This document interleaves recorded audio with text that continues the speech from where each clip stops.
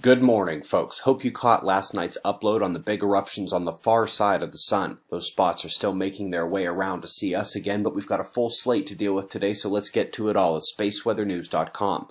When you come look at the last 24 hours on our star, it's not too obvious something tremendous just happened on the far side. Facing Earth, there were no solar flares or ejections. Here at Earth, the coronal hole stream intensity is enduring for the third straight day, causing ongoing geomagnetic storm effects at low level. Next stream will be coming from the southern coronal hole. It does reach up much closer to the equator than was obvious yesterday. Kind of looks like the Kermadec and Tonga trench system in shape.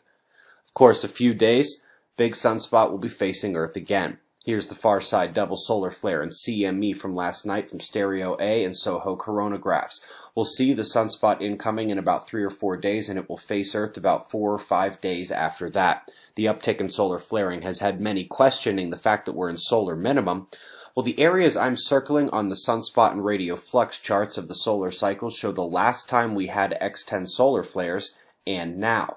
It is key to remember that sunspot cycles are about long-term sunspot number. They don't disappear at minimum entirely, and it just takes one sunspot to make a big flare.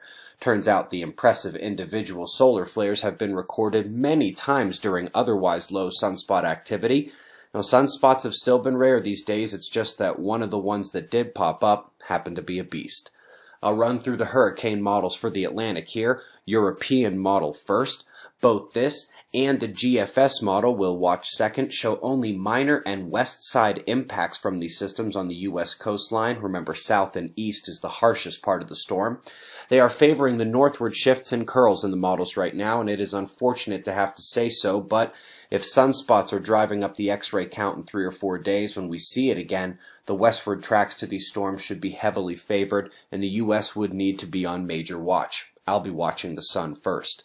Interesting paper linked for you today. Now, these folks are in favor of dark energy, but communicate on the major problems it causes with the cosmological constant. When they begin to realize that one paradigm within their mainstream contradicts another, it is the beginning of rethinking the whole system.